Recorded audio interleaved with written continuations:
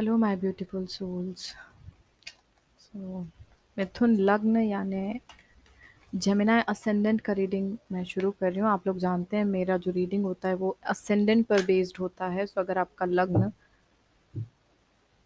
मिथुन है यानी Gemini ascendant अगर आपका है तो ये रीडिंग आपको ज़्यादा रेजोनेट करेगी। ओके, सो देखते हैं जून 2025 कैसा रहेगा आप लोगों के लिए overall. Okay, so your career, your finances. Wow.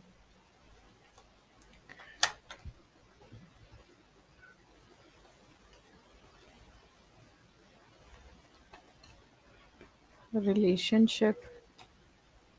Okay. Marriage. Okay. Health.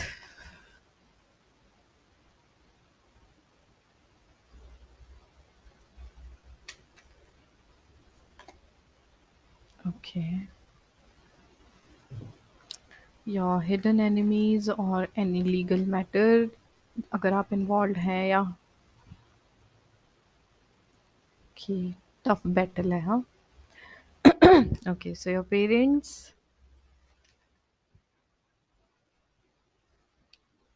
Okay.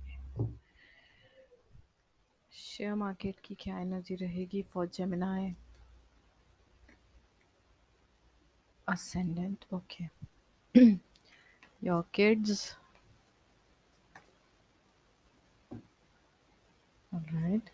And the last one, if you want to travel, then you're traveling.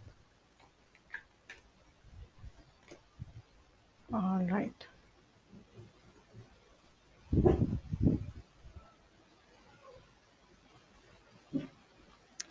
Overall energy जो है वो है क्वीन ऑफ सूट्स।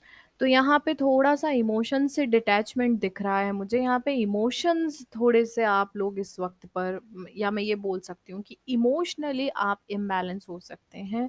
अपने इमोशन को आप closed of रख सकते हैं, ऐसी परिस्थिति बन रही है जून के महीने में। करियर की बात करें यहाँ पे तो करियर के लिए बहुत अच्छा समय है। Moment to moment, step by step आपको देखना है कौन सा पाथ आपको चूज करना है, बिकॉज शायद यहाँ पे बहुत सारी अपॉर्चुनिटीज दिख रही है। पुरा अगर आप ऑलरेडी कोई बिजनेस कर रहे हैं उसमें ग्रोथ का समय अभी जून के महीने में शुरू हो जाएगा। 15 जून के बाद कॉन्फिडेंस लेवल भी आपका बूस्ट होगा। और अगर आप न्यू जॉब के लिए भी अगर ट्राई कर रहे हैं तो 15 जून के बाद अच्छी अपॉर्चुनिटी है, कॉन्फिडेंस आपका हाई रहेगा तो उस टाइम पे आप जॉब ज्वाइन कर सकते हैं, नई अपॉर्चुनिटीज़ भी मिलेगी। आगे अगर हम देखें यहाँ पे आपका फाइनेंस को लेकर, तो फाइनेंसेस यहाँ पे जेमिनी असेंडेंट यानी मिथुन लग्न आपके लिए फाइनेंसेस काफ़ी अच्छे रहेंगे इस समय पे। सोर्स ऑफ अर्निंग भी आपकी बढ़ेगी। अगर आप कहीं से भी आपको लग रहा है कि कहीं पैसा आपका फंसा हुआ है तो वहाँ से भी पॉसिबिलिटी है। आप श्योर नहीं रहेंगे, मतलब जैसे क्या होता है कि सिर्फ जॉब से आ रहा है, मान लो आपको इंसेंटिव मिल गया, अगर आपका बिजनेस एक अच्छे उसमें चल रहा है तो आपको अचानक से और नया कुछ आइडिया आ गया जिसके थ्रू आप और ज़्यादा आपको गेन मिल गया, तो सोर्स ऑफ अर्निंग्स यहाँ पे बढ़ेंगे और 15 जून के बाद और अच्छा आपका फाइनेंस हो जाएगा, because the master, you are the master of your finances. तो बस काम पे ज़रूर फोकस रखना है, ऐसा नहीं कि हम बैठे रहेंगे और फाइनेंसेस बढ़ेंगे। यू हैव टू वर्क, हाँ, कर्म के बिना नहीं मिल पाएगा। देन रिलेशनशिप में क्वीन ऑफ कप की एनर्जी है, जो यहाँ पे रिलेशनशिप आपके अच्छे रहेंगे, नो डाउट। रिलेशनशिप के मामले में चीज़ें अच्छी रहेंगी। बस यहाँ पे इस चीज़ का आपको ख्याल रखना है कि किसी के भी कहने में या किसी के भी जैसे बोलते हैं ना, कई बार आंखों देखा कानों सुना गलत हो सकता है, तो किसी के कहने में आकर अपने पार्टनर पे आप डाउट ना रखें। इस वक्त पे अपने पार्टनर के साथ अंडरस्टैंडिंग बहुत ज़रूरी है। इमोशंस को बैलेंस में ज़रूर रखिएगा। मैरिज, मैरिज में यहाँ पे थोड़ा सा प्रॉब्लम दिख रहा है। ईगो के क्लैश यहाँ पे हो सकते हैं, ईगो बैटल दोनों के बीच में हो सकती है। आपको अपने गुस्से पे बहुत ज़्यादा नियंत्रण रखना पड़ेगा, क्योंकि ये पॉसिबिलिटी है कि आप अपने गुस्से में आकर चीज़ें खराब कर लें। 22 जून के बाद रिश्तों में थोड़ी मधुरता आने के योग हैं।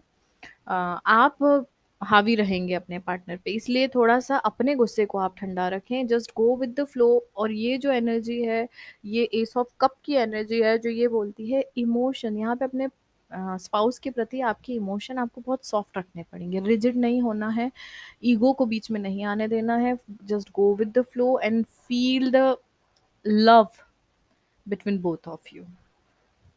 ठीक है, लड़ाई में भी प्यार होता है।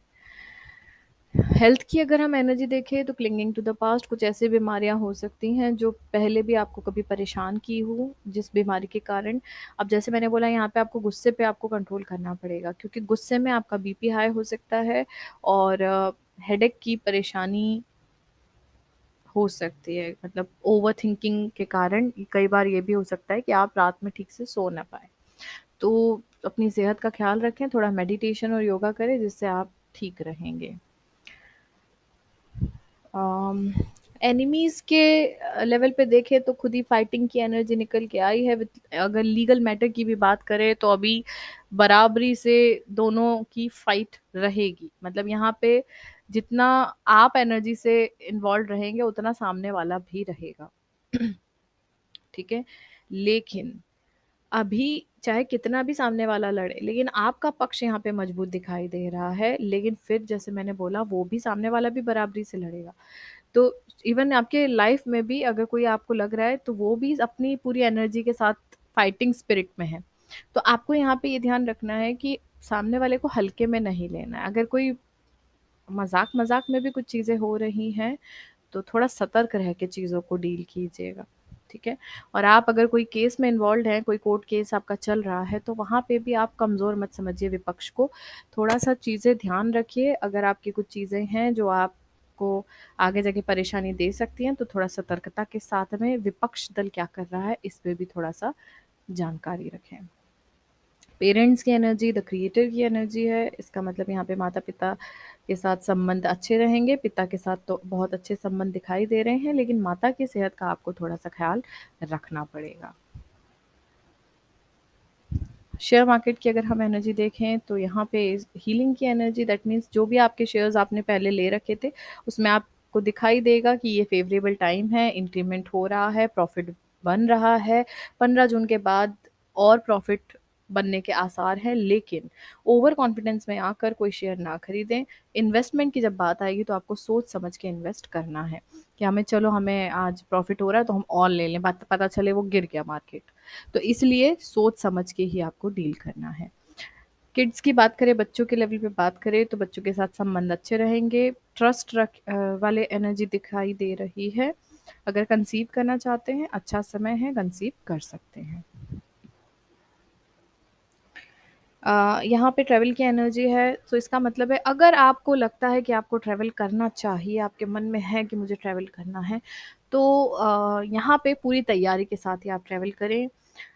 ऐसी लापरवाही के साथ में ट्रैवल ना करें कि फिर बाद में आपको लगे कि अरे ये चीज़ भूल गए थे, ये चीज़ रह गई थी, मेडिसिन से लेके ज़रूरी सामान से लेके एवरीथिंग। हो सके तो अवॉइड करें, बट अगर आपका है प्लान और आप प्लानिंग के साथ आप ट्रैवल करने का पूरा मन बना चुके हैं तो थोड़ी तई सावधानियों के साथ में ट्रैवल करना है। ट्रैवलिंग की एनर्जी है और करना भी चाहिए। बेसिकली अगर मैं बोलूँ तो ट्रैवल करना भी चाहिए, लेकिन लॉन्ग टर्म का ट्रैवल अभी थोड़ा-सा स्किप करते हैं। एडवाइस क्या है for Gemini ascendant? Advice for you, perspective is a matter of where you stand. अब आपके लिए ये ज़्यादा ज़रूरी है, आपका पर्सपेक्टिव यहाँ पे ज़्यादा इम्पोर्टेंट है कि आप जहाँ खड़े हो उसको किस नज़रिए से देख रहे हो। तो सबसे पहले अपना माइंडसेट जो है ना उसको ठीक रखिए कि आप सब चीज़ों, हर व्यक्ति का अपना-अपना अलग नज़रिया होता है, हर किसी का अपना जजमेंट होता है। आप अपने जीवन को अच्छे से जानते हैं तो अपना, जहाँ आप आज खड़े हैं उसके पीछे क्या रीज़न है, क्यों खड़े हैं, अपना पर्सपेक्टिव थोड़ा-सा अपने लिए रखना है आपको। मतलब यहाँ पे फलाना क्या कर रहा है, ढिमाका क्या कर रहा है, उससे फ़र्क नहीं पड़ना चाहिए। आप जहाँ खड़े हैं, वहाँ से आपका नज़रिया कैसा है, वो इम्पोर्टेंट है। ओके? कुछ डेट्स हैं जिन पे आपको ख़ास ख़्याल रखना है। 14, 15, 16 जून, ये 3 दिन ऐसे हैं जब आपको थोड़ा-सा मेंटल प्रेशर ज़्यादा फ़ील हो सकता है। हेल्थ का अपना थ थोड़ा-सा ध्यान रखिएगा। ओवरथिंकिंग यहाँ पे हो सकती है। ट्रैवल अगर आप कर रहे हैं तो 23 और 24 ये 2 दिन का अगर आप स्किप करेंगे तो ज़्यादा बेहतर रहेगा। 23-24 जून के वक़्त पे भी थोड़ा-सा मेंटल प्रेशर यहाँ पे दिखाई दे रहा है। एडवाइस के तौर पे बोलूँगी गणेश जी की पूजा आप कीजिए और जितना हो सके आप अगर नहीं हो कुछ समझ में आ रहा तो ओम गं गणपते नमः इस मंत्र का जाप कीजिए और पेड़-पौधे जो हैं अगर आपके घर में हैं, प्लांटेशन वगैरह कर रहे हैं, बेस्ट है। थोड़ा पौधों को पानी दें, थोड़ा समय प्रकृति के साथ मतलब प्रकृति में बिताने की कोशिश करें। Okay, so that's all for you मिथुन लग्न यानी जेमिनी असेंडेंट। अगर आप लोग अपना पर्सनल रीडिंग करवाना चाहते हैं, कुंडली का एनालिसिस करवाना चाहते हैं, हीलिंग के सेशंस, कंसल्टेशन, काउंसलिंग कुछ भी अगर आप करना चाहते हैं, करवाना चाहते हैं तो आप मुझसे कांटेक्ट कर सकते हैं। कांटेक्ट की डिटेल्स आपको डिस्क्रिप्शन में मिल जाएगी। मिलती हूँ आपसे बहुत जल्द अगली वीडियो में, तब तक के लिए बने रहिए मेरे साथ। Thank you so much. Stay tuned.